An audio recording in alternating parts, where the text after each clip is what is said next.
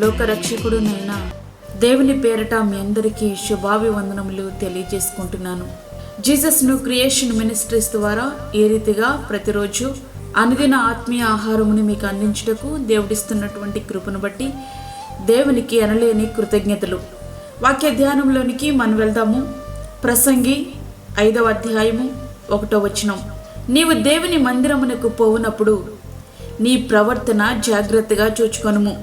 చాలామంది దేవుని మందిరానికి వచ్చినప్పుడు తమ యొక్క సాక్ష్యములు పంచుకుంటూ ఉంటారు.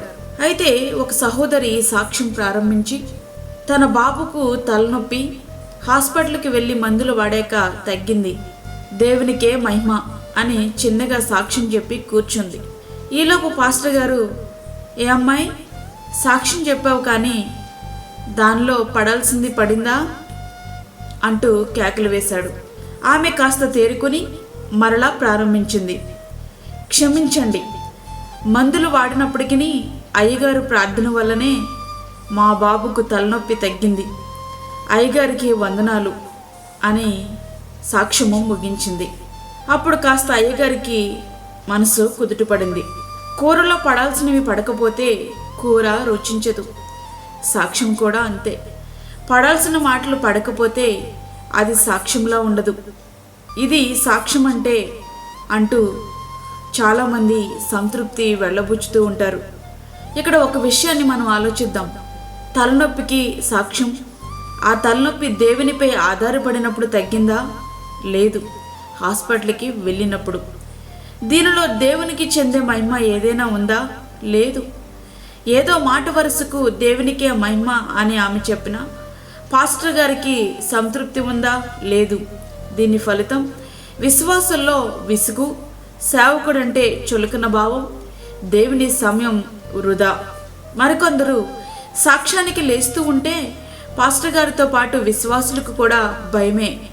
ఎందుకంటే వారు ఏం చెప్తారో వారికే తెలియదు, ఎంతసేపు చెప్తారో కూడా తెలియదు. ఒకవేళ వారిని ఏదైనా అంటే తర్వాత వారు సాక్ష్యం రెట్టింపు అవుతుంది. పాస్టర్ గారు వాక్య సమయాన్ని కుదించుకోవడం తప్ప వేరే మార్గం లేదు. నీ దృష్టిలో సాక్ష్యం అంటే ఏంటి? నీ సాక్ష్యం పాస్టర్ గారిని సంతోషపరిచేదిగా ఉందా? లేక నిన్ను నీవు ప్రార్థనాపరునిగా కనపరుచుకునే విధంగా ఉందా? లేదా విశ్వాసులకు విసుగు పుట్టించేదిగా ఉందా? దేవుని సమయాన్ని పాడు చేసేదిగా ఉందా? లేక దేవునికి మహిమ తెచ్చేదిగా ఉందా? ఎట్లా ఉంది? జలుబుకు సాక్ష్యమే, ఇంట్లో గేదెకు బాగోలేకపోతే అది సాక్ష్యమే, పిల్లల చదువులు, పెళ్ళిళ్ళు, వారికి పిల్లలు, ఉద్యోగాలు, పాస్పోర్ట్లు, వీసాలు, ఆరోగ్య సమస్యలు, ఆర్థిక సమస్యలు, కుటుంబ సమస్యలు, చివరికి కోర్టు కేసులు కూడా అక్కడ పడ్డాను, ఇక్కడ లేచాను అంటూ ఇవే మన సాక్ష్యాలు. చెప్పాల్సిందంతా చెప్పేసి చివరిలో దేవునికే మహిమ. కొంతమంది సేవకులు వాక్యాన్ని సరిగా సిద్ధపడక ఇట్లాంటి వాటితో కాలక్షేపం చేసి దేవుని సమయాన్ని వృధా చేస్తుంటే ఎక్కువ మంది సేవకులు వాక్యానికి సమయం చాలక ఏమీ చేయలేక భారంతో పరిచర్యను కొనసాగిస్తున్న వారు ఎందరో ఉన్నారు. వారి భారానికి దేవుడు మెచ్చని నీ అర్ధరహితమైన సాక్ష్యం తోడు కాకూడదు. ప్రియ స్నేహితుడా, వాక్యం వింటున్నటువంటి ప్రియమైన దేవుని బిడ్డ, మనము అసలైన విషయానికి వచ్చేద్దాం. ప్రభు మహిమపరచబడే సాక్ష్యం ఏదైనా ఉంది అంటే అది రక్షణ సాక్ష్యం మాత్రమే. నీ బ్రతుకు మారితేనే పరలోకములో దూతగణం స్తుతిగానాలు ఆలపిస్తాయి. నిన్ను బట్టి ప్రభువు ఆనందిస్తారు. నీ బ్రతుకు మారకుండా నువ్వు చెప్పే సాక్ష్యం ఆయన దరిదాపుల్లో కూడా చేరదు. నీ భౌతికమైన విషయాల కోసం దానికి తోడు హాస్పిటల్స్ అన్నీ తిరిగేసి అవసరమైతే తాయెత్తులు కూడా కట్టించేసి నీ ప్రయత్నాలన్నీ నువ్వు చేసేసి దేవునికే మహిమ అంటూ నువ్వు చెప్పే సాక్ష్యమును బట్టి ఆయన సంతోషించడానికి ఆయనను నువ్వు ఎట్లా అర్థం చేసుకున్నావు? ఒకవేళ దేవుడు నీ జీవితంలో చేసిన మేళ్లను బట్టి సాక్ష్యం చెప్పాలి అనుకుంటే, నా జీవితంలో దేవుడు ఈ మేలు చేశాడు, ఈ రోజు నుండి నా పాప జీవితాన్ని విడిచి ప్రభు కొరకు జీవిస్తాను అని చెప్పి అట్టి రీతిగా జీవించు. దానిని బట్టి దేవునికి సంతోషం, నీ జీవితానికి కూడా ఆశీర్వాదం. అంతేగాని వ్యర్థమైన మాటలతో దేవుని సమయాన్ని వృధా చేయొద్దు. నీ సాక్ష్యానికి సమయం ఎంతో చూడవు కానీ వాక్య సమయం 5 నిమిషాలు ఎక్కువైందంటే నువ్వు సహించలేవు. అది నీకు క్షేమకరము కాదు. నీ సాక్ష్యం ప్రభువు నీ యందు ఆనందించేదిగా ఉంటే ప్రభువుకు మహిమార్థమై నీవు నిలబడు. లేకపోతే నిశ్శబ్దంగా కూర్చుంటే వాక్యం పరిపూర్ణంగా ప్రకటించబడుతుంది.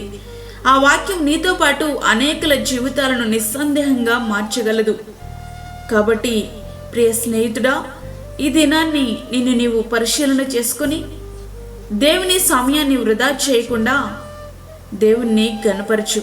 నీవు నీ దేవుని మందిరానికి పోవునప్పుడు నీ ప్రవర్తన ఎలా ఉందో ఒక్కసారి పరిశీలించుకో. దేవుని సమయాన్ని వృధా చేయొద్దు. అట్టి రీతిగా మన జీవితాలు సిద్ధపరచుకుందాం. దేవుడు ఈ మాటలను దీవించునుగాక. ఆమేన్. వాక్యమైనటువంటి ప్రియమైన దేవుని బిడ్డ, ప్రార్థనలో ఏకీభవించు.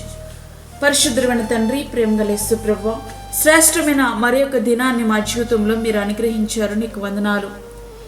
ఈ దినమంతటికి కావలసిన నీ కృపను, నీ సన్నిధిని మాకు తోడుగా ఉంచండి. ప్రతి విధమైన శోధన, కీడు, ప్రమాదం నుంచి మమ్మల్ని తప్పించండి తండ్రి. అదేవిధంగా వాక్యమైనటువంటి రీతిగా మా యొక్క ప్రవర్తన నీ దృష్టికి అంగీకారంగా ఉండటకు సహాయం ఇచ్చేయండి. నిజమైనటువంటి మారు మనసుతో కూడిన సాక్ష్యము ప్రతి ఒక్కరు కూడా కలిగి ఉండేలాగిన సహాయం ఇచ్చేయండి ప్రభా. నీకు స్తోత్రములు చెల్లించుకుంటున్నాను. బలహీనులను బలపరచండి. అనారోగ్యముతో బాధపరచండి బిడ్డలను మీరు ముట్టండి, స్వస్థపరచండి ప్రభా. చంటి బిడ్డలను, వృద్ధులను, గర్భిణీ స్త్రీలను మీరు జ్ఞాపకం చేసుకోనండి. వారికి నీ యొక్క సన్నిధిని తోడుగా ఉంచండి. వారికి కావలసిన ఆరోగ్యము దయచేయండి. గర్భఫలం లేని బిడ్డలకు గర్భఫలం దయచేయండి. అప్పుల బాధలతో ఇబ్బంది పడిచిన నీ బిడ్డలకు కావలసినటువంటి నీ కృపను అనుగ్రహించండి. అదేవిధంగా దూరదేశంలో ఉండి వాక్యం ఉంటున్న నీ బిడ్డలకు కావలసినటువంటి నీ కృపను అనుగ్రహించి నీకు ఇష్టమైన వారిగా జీవించటకు వారికి కావలసిన నీ కృపను దయచేయమని, మాకు కాదు యెహోవా, మాకు కాదు, సమస్త మహిమ ప్రభావాన్ని మీకే ఆరోపించుకుంటూ యేసు పరిశుద్ధ నామమును అడిగి వేడుకుంటున్నాము తండ్రి. ఆమేన్. ఈ యొక్క వర్తమానంలో మీ బంధువులకు, మీ స్నేహితులకు షేర్ చేయండి.